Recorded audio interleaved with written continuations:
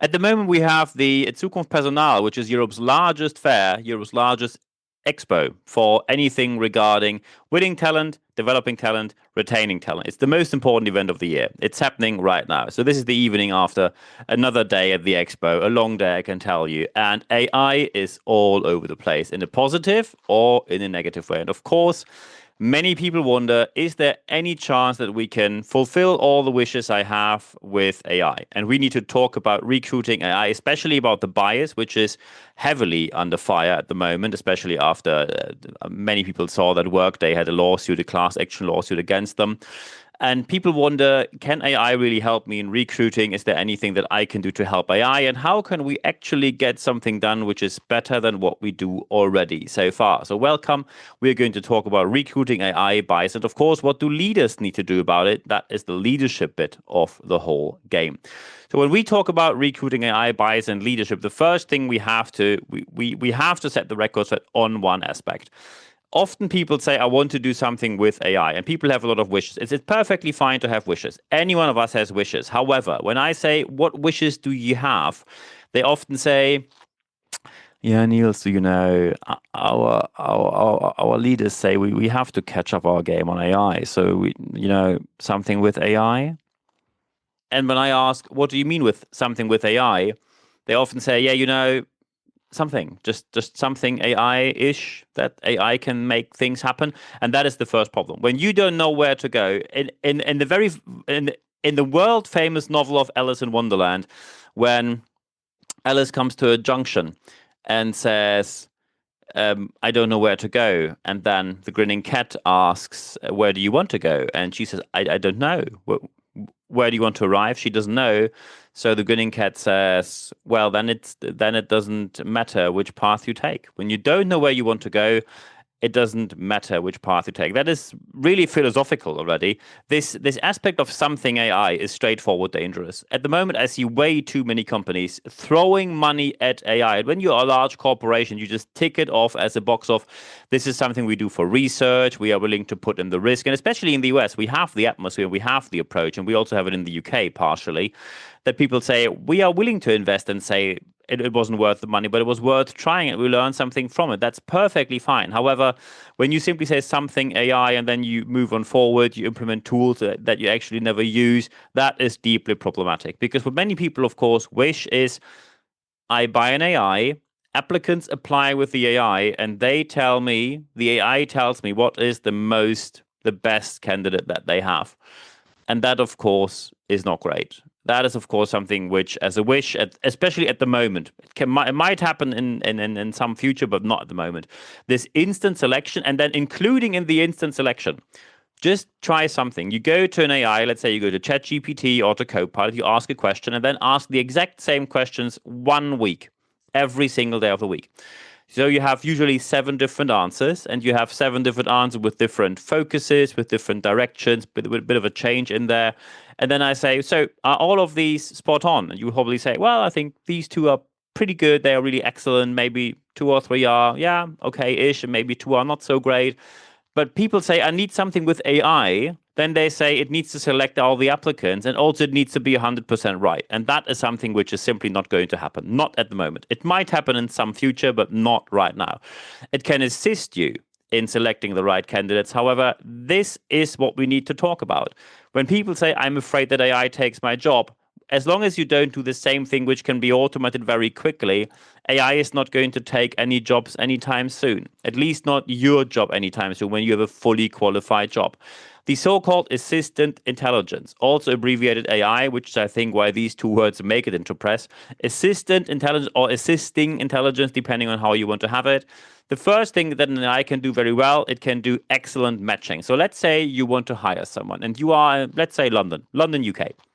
And you say, I'd like to hire someone. And at the moment, especially when I'm at the International Expo, I'm giving 9 keynotes in 3 days here. Some people say, yeah, quite funny, German, and 9 keynotes, 9. Awfully funny. Yeah, Germans don't have humor. Anyway, that is a different topic here. So the first thing that I can do very well is speed. So when you say, hey, we have 500 people applying for this job because we are a reasonably large organization, I cannot scan through 500 applications. The speed is the number one aspect where an AI can be brilliant. So you, for example, can say, We are a London-based company. We need people who have the right to work all over Europe because we're an international company. And also we need to be able to actually check if they have license ABC. Whatever license ABC might be, they need to have license ABC. That can be done, 500 CVs, checked by an automated system driven by AI within seconds instead of days when humans do it. And when you now say, hey, we have one of these applicant tracking systems and they already check for certain words and everything, yeah, brilliant. Absolutely brilliant. So the speed that you can do, the speed that you can enhance, that is something where AI can really, really work well. And when you have data matching, then of course AI can help as well. So when you say this is the data we look for when people fulfill this profile, brilliant. However, here's the first problem: bias comes from data which isn't great. So when you say the data we have in our AI is our former recruiting data, most likely the human bias is already in there. And when you have human bias in AI, then putting an AI on it is just a turbo button. A turbo, but it's basically gasoline on a fire. It's basically making everything worse from there. When you have bias in a set of data and you put AI on it, that's the turbo button for making any kind of bias worse. And of course, that means lawsuit incoming. Sooner or later, someone will sue you based on that because they can prove that you exclude group XYZ from your recruiting.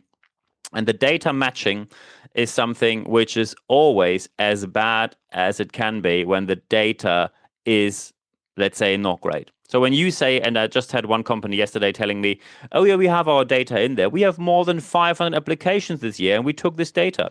So first, data protection laws in the European Union or in Europe, you have to stick to them when you are in the European Union or working somewhere there, have a location in there.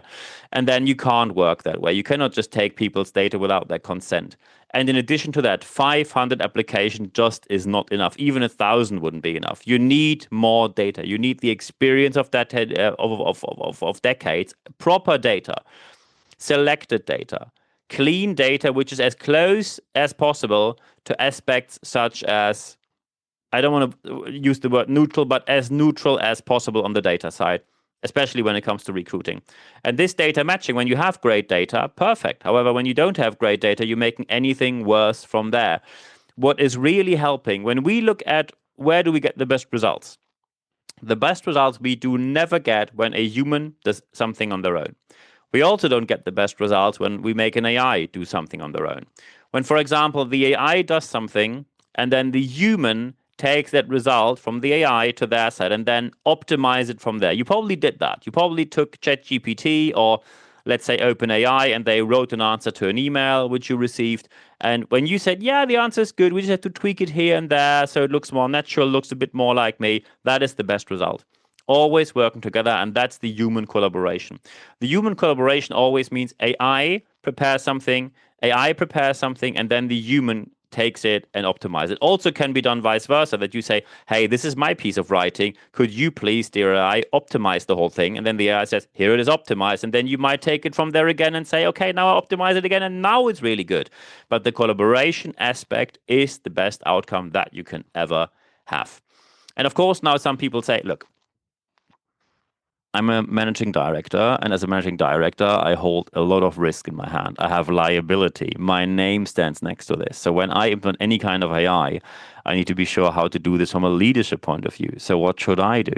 And that's exactly what we're going to talk about right now. The leadership aspect of AI. And of course, number one, and I know that people do not like when I talk about this, but we have to, regulatory and compliance, and of course, ethics. I give you a very simple aspect of that. When you want to say, you have, let's take the case of, for example, an Indian airline, which recently during an expo said when they have open positions for flight attendants, they receive 40,000 applications within 24 hours. In a country of the size of India, not too surprising. However, you cannot manually, at reasonable costs, go through 40,000 applications. And when you then want to say, I want to check, is their English good enough? Are they fluent? Can they hold a conversation? That is something an AI can do. Retorio from Germany, for example, offers a product for that you can have an AI-based conversation, because simply saying, do you have the language certificate? That is, of course, an indication, but it doesn't mean that they can apply the language. It only means they applied it to the test, and maybe they just were good at testing, or they had very good exam preparation material. An AI can hold a conversation, and then this simply means that you can really test are their skills up to the level where they should be. And that is something where many people suddenly say, oh, yeah, this is way quicker done with an AI. Exactly. And by the way, no one has an issue with that talking with an AI when you say it's only about checking the skills. But let's say you have on your website, oh, our team members are the most important asset, and the greatest people that we have are the ones that work for us, and we're all in for the human being. And suddenly people apply for a job with you, and they only speak to AI from the beginning to the very end. Only the very last step maybe is done by a human being. That is an ethical question, and there is no right, no wrong. It is simply a question you have to answer. Is that something that you want to have out there? Because it immediately will be in connection with your employer brand. People will say on your website, it says you're a human focused organization. And during the application process, everything is just automated. Not even in a good way. They asked me questions which I already mentioned in my CV. So why did they ask me again? And the AI didn't really get the gist of what I sent them. They just answered randomly when I sent emails. It's all not very good. It looks very formal, looks very stiff, looks very fake, looks very standardized, doesn't really tailor to what I really asked. So the employer brand is out there, and this can have this may receive massive promotions or massive damages if you do it well or not so well. And by the way, compliance, of course, is not only regulated by laws, which are obviously out there, it's also dominated by internal regulations that you have. So, for example, when you have a rule where it simply says, in compliance, let's just give you one rule that quite a number of companies set up where they say standardized testing for tasks for simple skill checks can be done by AI, but anything soft skill related needs to be asked by a human being and evaluated by a human being. When you then say, no, not for me, then the organization will say, look, the compliance internally is also legally binding for you, so please stick to it. So ethics, compliance, and your employer brand needs to be considered from the very beginning. If you do not consider that, you will be one of these companies which suffer due to public outrage. However, when you now say, well, I saw Amazon had issues and Microsoft had, and now Workday has, and they're all doing pretty well from here.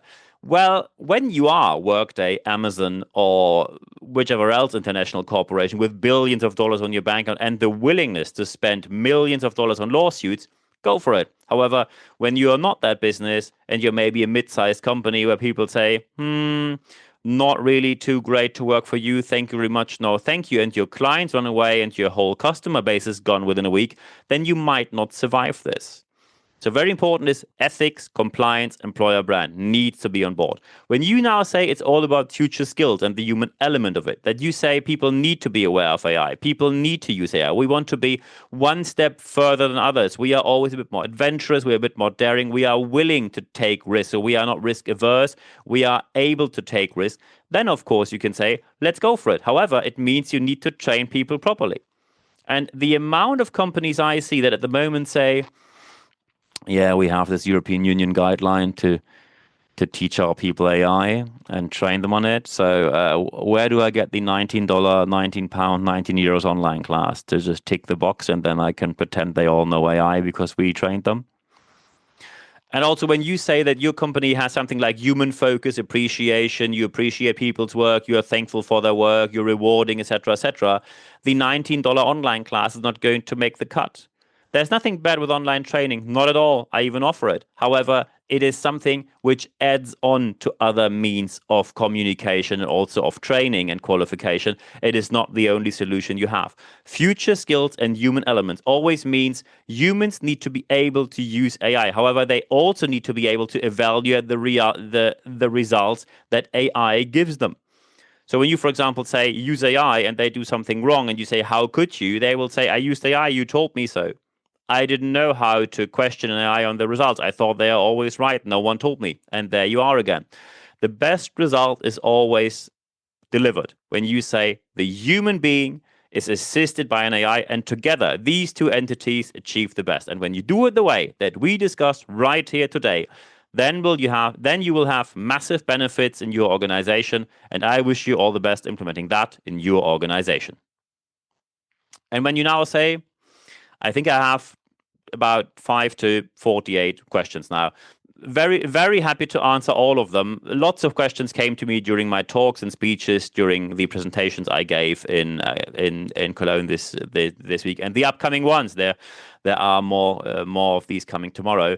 Very important is when you're looking, when you're watching this on YouTube, feel free to leave a like here, subscribe to the channel. When you're listening to this on Apple Podcasts or Spotify, follow the podcast. Thank you very much for doing so. And of course, recommend the video cast and the podcast to your friends, colleagues on social media, anywhere. Thank you very much for doing so. We are now with more than 100,000 listeners on the way to more on our Apple Podcast and Spotify channels. And we are slowly and steadily growing on YouTube. Thank you very much for your loyalty here. Of course, one thing we only have on YouTube are the leadership tips. Leadership tips every week. We have a couple of them. We have more than 100 online already. When you want to have them, YouTube Shorts, as the name says, only available on YouTube. So it's worth following and putting the little alarm bell on there so you do not miss out on future videos. Of course, you can also follow me on Apple Podcasts and Spotify, or go to my website, nb-networks.com, and then you see what I do for a living and how I can assist you if there is any case of need where I can help you.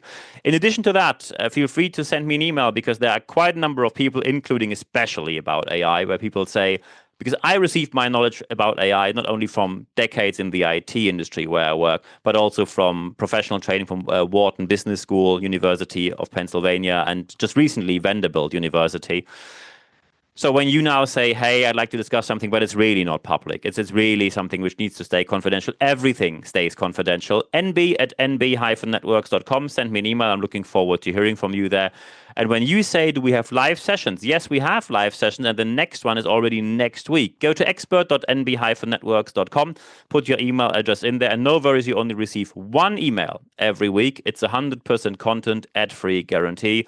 And when you receive these emails every Wednesday morning, one email arrives in your inbox, and in there is full access to all the articles in English and German. More than almost 450 articles in both languages are available. Full access to all podcasts, to all videocasts, everything, and also the date, the time, and the access link. There is no registration needed. The date, the time, and the access link to live sessions. We have live sessions usually once a month. The next one is coming up very soon, so I'm looking forward to seeing you on the leadership letter. Of course, you can also connect with me on social media. Feel free to connect with me on LinkedIn, on Instagram. Follow me there. Follow me on, and then give me a like on Facebook, or follow me on YouTube, as I already mentioned. Thank you very much for doing so as well. However, the most important thing is always the last thing that I say every single week. Apply what you heard, because only when you apply what you heard, you will see the positive changes that you obviously want to see in your organization, your business, your team, or wherever else. Thank you very much for doing so. If you have any kind of questions, feel free to contact me anytime. I answer every single message within 24 hours or less. I'm looking forward to hearing from you. And at the end of this podcast, as well as the end of this video cast, there's only one thing left for me to say. Thank you very much for your time.